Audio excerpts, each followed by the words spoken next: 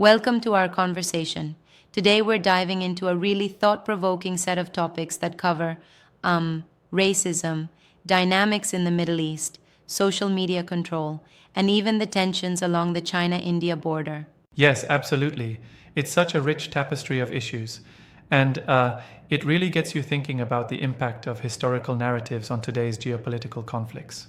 Right, and what's really striking is the way these issues are interwoven. I mean, take racism, it's not just a social injustice, but really it's like intertwined with colonial legacies and how history is remembered and contested. Exactly. And then there's the Middle East, which is a region that always seems to be at the epicenter of political and ideological struggles. I mean, you have this persistent tension that's fueled by external influences as much as by internal conflicts, wouldn't you say? Absolutely. And what's fascinating is how the conversation shifts from old colonial patterns to newer forms of control, like, for instance, social media.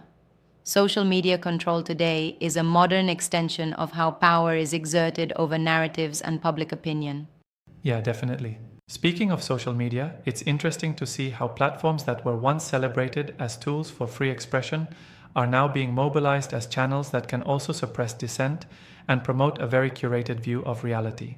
Exactly. And, it reminds me of how some voices, like those of political journalists and activists, have become even more crucial in this landscape.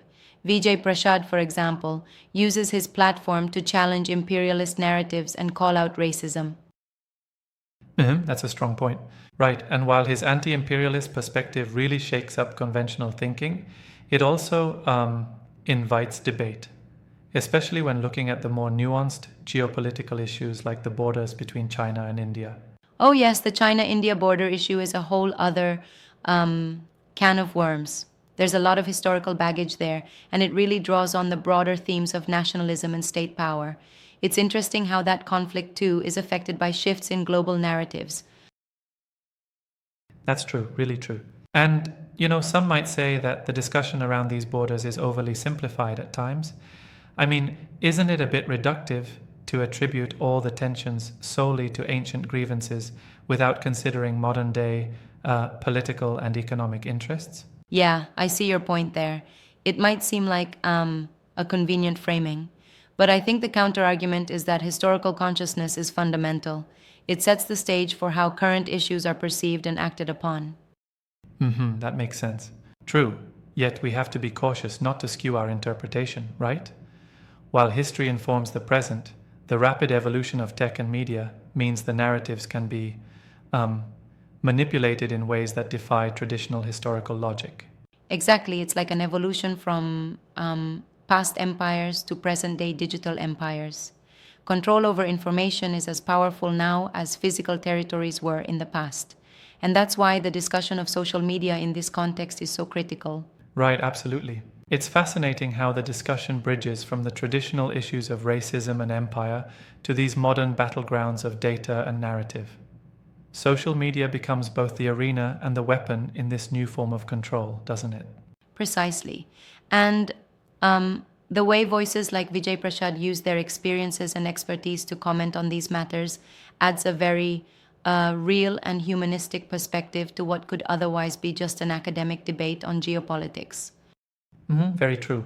But, I do wonder if sometimes the emphasis on historical narratives, while important, might overshadow potential forward looking solutions. What do you think about that balance? Oh, that's a good point. I mean, it's like, sure, understanding history is essential to grasp the root causes, but there's also a risk of, perpetuating a kind of fatalism. But then again, without that context, our strategies for progress might miss critical lessons. Yeah, that's a fair critique, right?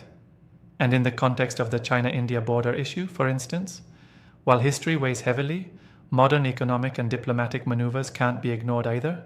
It's a tug of war between past narratives and present day realities. Exactly.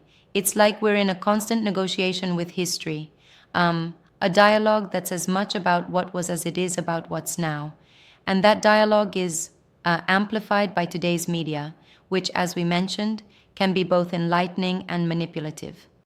Yep. Speaking of the media, It's also interesting how both traditional journalism and digital platforms are evolving. You see hosts, like the ones in this discussion, blending journalism with social media influence, and there's a kind of democratization of discourse there.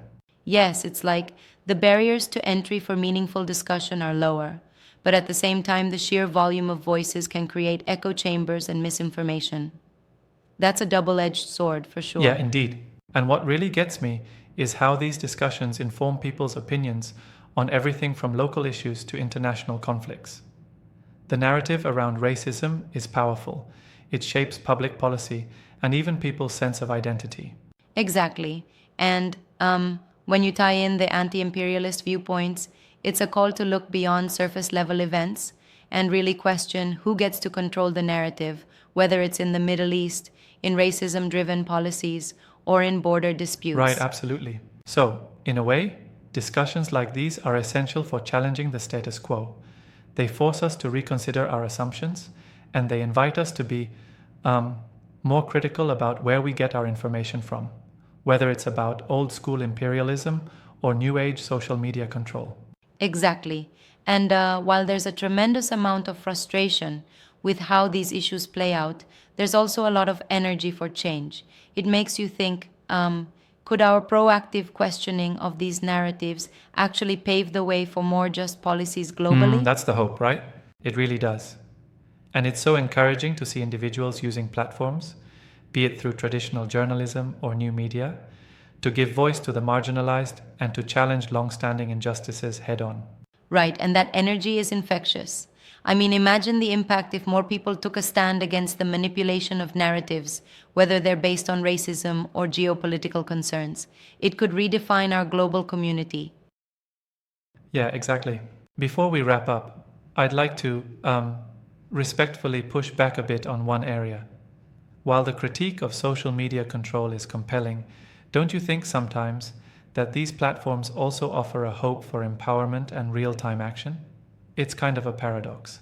That's a great challenge, and you're absolutely right. It's not a black and white situation. Social media, while it can be used to manipulate, also democratizes information in ways that were unheard of before. It's both the problem and the Exactly. solution, so to speak. In the end, it's about balance, isn't it? Balancing critical analysis of power structures with an acknowledgement of the potential for collective action enabled by these new tools. Absolutely. And that, in many ways, is the core of our discussion, challenging established narratives while being open to new possibilities for social and political progress. It's a conversation that has far reaching implications for how we envision our Right future. on. I think we've really unpacked a lot here. From racism and Middle Eastern conflicts down to social media's role in shaping public opinion and the intricate issues of the China India border. It's a lot to digest, but these discussions are vital. Definitely. And thanks for this engaging back and forth. It's refreshing to see such complex issues tackled with both passion and rigor. Absolutely. It's been a dynamic exchange, and I'm sure our listeners are taking some real insights away from this conversation.